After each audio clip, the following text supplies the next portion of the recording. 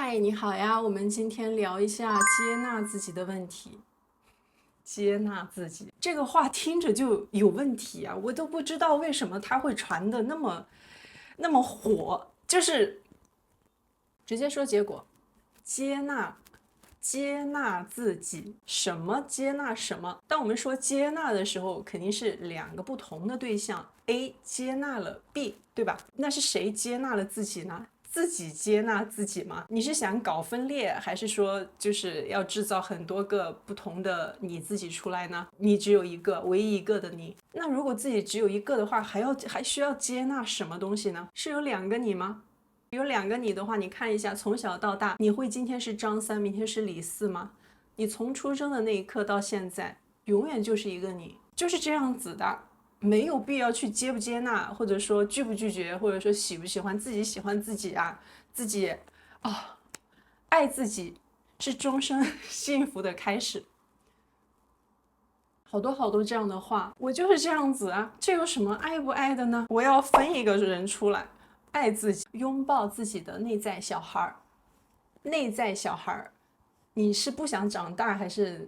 怎么样嘛？你是觉得自己心里面还有很多个小孩子啊，就是要爱他，要呵护他，把自己当成小孩子一样去哄，就是搞什么啊？就是还是说你觉得小时候那个婴儿是你，长大了之后就不是你了，这个肉体变了之后你就不是你了。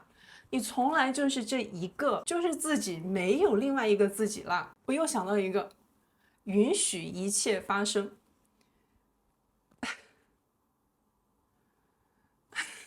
我是谁呀、我要什么事情要轮到我来允许了才能发生啊？我接不接受它，我允不允许它，这个事情它就是这样子，轮不到我来说，我来接受了你，或者说我允许你发生，我不允许你就不发生吗？人都自恋到这种程度了吗？事情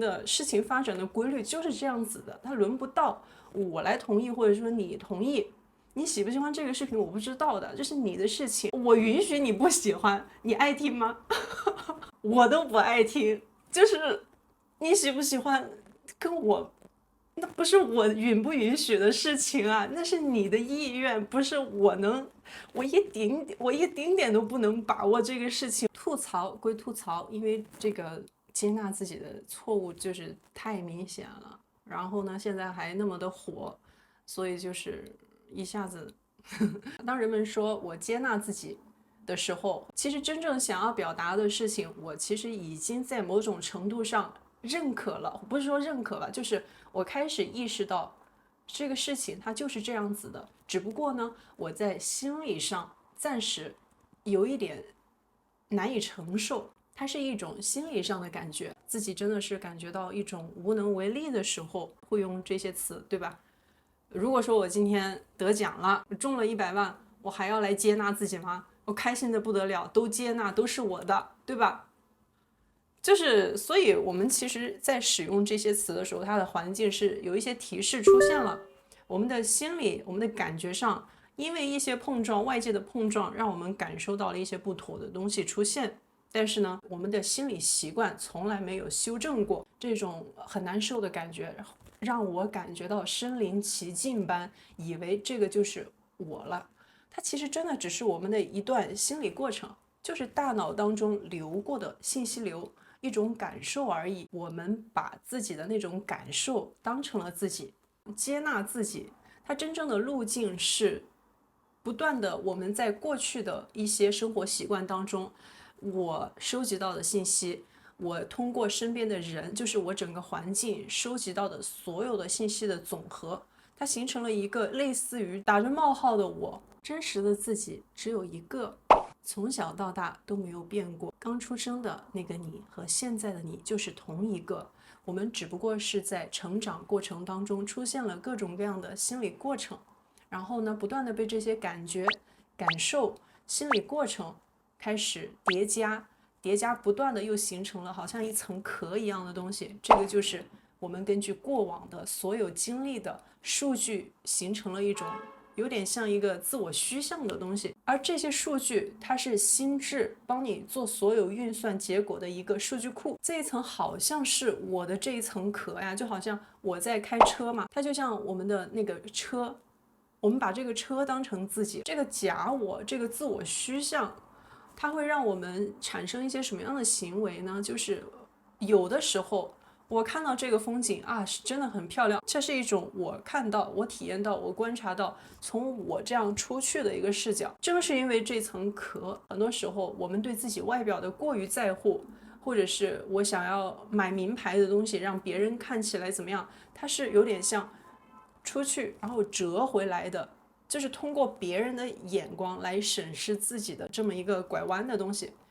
这个拐弯，这个路径，就是我们在过往的生活当中收集到了一些数据，收集到的这些信息，我们综合这个假我的需求，然后产生了这个路径的折回。我们再回到之前我们做的一个小实验啊，我和我的想法，你觉得有区别吗？我的想法是我的想法，还是说我和我的想法是一个东西？我的想法就是我的想法而已，我的想法它不能代表我自己。我就算我心里面出现了再多的心智运算出来的这个结果，不断的递交，但是最后做决定的人不是这些声音，心里的声音从来都不会做决定。真正做选择、做决策、做判断的人只有一个，就是自己，这个意识清醒的自己。心里的声音只是听到了，你去不去他说了不算，我要决定，我跟随这个声音的话，它才会生效，而不是说那个声音让我去的，我是被逼的，我是被他拉过去的。哎呀，人真的有时候就是，如果说这个选择呢，他做失误了，使劲甩锅，那做成功了，哎呀，都是我选对了，不是你选不选对了。这个事情发生的不好的时候，人能控制的、起到影响因素的真的很少很少，我们只能控制我们自己。发生了很好的事情，你要相信，运气真的占了很多很多很多。有了这个风，配上你的自己的努力，然后才能变出一些火花出来。不是你选择了什么样，你选的再多，没有风的时候，它就是不起浪。面对事情发生的时候，出现了这种心理上难受、不适的感觉，却无从下手。如果这些信号你只是忽视，马上呢去转移注意力，去这里玩一下，那里开心一下呢，它的确会过去。但是呢，同样的类似的情况依旧会再次发生，因为心理的问题就是这样子，你不解决清楚，它就是会跟你一辈子，没有人能替代帮你解决，没有第二个视角比自己更了解自己的心理情况。当我们看到了这种情况的时候，就像看到晴雨表的一种提示，有了一种信号，我需要注意了，我需要开始对自己的身心开始进行调节。不能再坐视不管了，因为心理的健康程度、身心的状态，它就是关乎于我们的终生幸福。虽然意外总是会有的，大大小小的，对吧？每个人的运气也是起伏不断的，但是呢，自己稳定了，自己意识清醒了，就会有一个比较好的状态来去体验自己的人生。有人说我就这样子，那就是这样子也没有关系，就是体验差一点啊，应付的时候情况多一点，糟心一点。所以真正要解决、接纳自己、爱自己、拥抱自己内在的小孩，这些分裂的问题的话，我们真正应该解决的还是身心协调的问题。最后还是要回到身心状态的调整上来。当这种不适的感觉出现，当这种又有一个好像内心还住着一个我的这种感觉出现的时候，要明白它只是一段心理过程，它并不是有一个真的你，即便它看起来真的很像有一个自己在那里，它只是一种就是我们长期过往累积出来的不良的习惯的叠加。通过身心训练不断的修正我们自己的心理习惯，修正的过程当中，意识就会越来越清晰。当我们再遇到这样的情况的时候，自己和自己的想法就会像现在这么清楚一样，我和我的想法是有区别的，没有什么纠不纠缠的这个过程。因为它就是这么流过去的。身心的状态改变了，所有的这些习惯都会改变，因为一些不好的体验，因为社会压力的巨大，反正就是各种各样的吧。大环境现在人们开始愿意去了解自己，了解自己的心理状态，还有精神的情况，也愿意来去做一些提升。这个时候，我们更加需要去辨别什么样的东西是没有后遗症的，而不是说这个东西好，看起来好的东西，比如说像接纳自己，只是看起来好像是蛮好的，拥抱自己内在的小孩，看起来哇好治愈啊。人怎么讲呢？就是心理不健康才会需要更多的这种别人的安慰、别人的慰藉，不需要的。情绪来了，它会过去，它自然的，它的情绪的发生就是这种规律。不需要别人什么干不干涉，这个就是一种病态的需求，它不利于自己的成长，就是这样子。当我们在选择学习对象的时候，需要去辨别，不管它是权威的，听起来是经典的，我们要自己学会去判断。不管是什么书，别人说的再好没有用，自己要清醒，自己要去判断。比如说像这个接纳自己，积极心理学创始人马丁·塞利格曼的著作《认识自己，接纳自己》这本书怎么讲呢？它里面肯定是有一些很出彩的地方的，就是对一些现象的描述。但是呢，他能说出来接纳自己这种话，就是他的那个根就错了，他的脚站的地方就是错的。而这些资料华夏自古就有了，华夏文明自古就是非常重视修身养性的。这个修身养性不是养花养草养鸟啊，也不是诗词歌赋游山玩水这些的所谓的陶冶情操，这些都是外道。真正的老祖宗们早就讲过了，比如说像《太乙金华宗旨》，这里面会把整个人体入境下来之后身心转变的过程描述的非常清楚。不要觉得他在炼丹练什么，也不是练麦丽素那些的，也不要对文言文有那样的色彩。大家都是人，人体是一样的，就算改朝换代了，但是人的身心的结构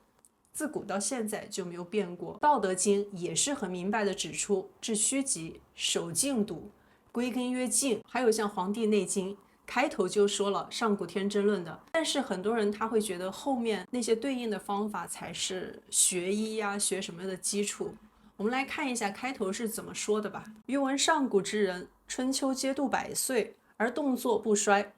今时之人，年半百而动作皆衰者。我们再看一下他是怎么描述上古之人的。伯奇对曰：上古之人，其之道者，法于阴阳，知于术数，饮食有节，起居有常，不忘坐牢，故能形与神俱，而尽终其天年，度100岁乃去。就是说上古之人长寿，基本上100岁是个基本标准。虚邪贼风，避之有时；恬淡虚无，真气从之。精神内守，病安从来？但是呢，今时之人不然也，以酒为浆，以妄为常，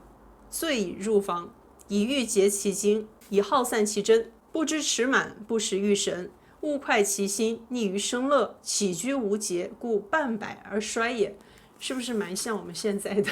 这会儿呢，它其实指的是黄帝时期的人，起居无节，故半百而衰，50就已经不行了。内经接下来这一本书是因为已经身心出现了不协调，然后出现的一些对峙，接着在后面又进行了补充。是故圣人不治已病，治未病；不治已乱，治未乱，此之谓也。夫病已成而后药之，乱已成而后治之，譬有可而穿井，斗而助兵，不亦晚乎？我们说的是预防为王，不是说我出现了问题，我的情绪啊这些已经出现了很多的焦虑啊、抑郁啊这些乱七八糟的，预防才是王道。不是等到真的意外发生了，或者说我们凭运气，因为现在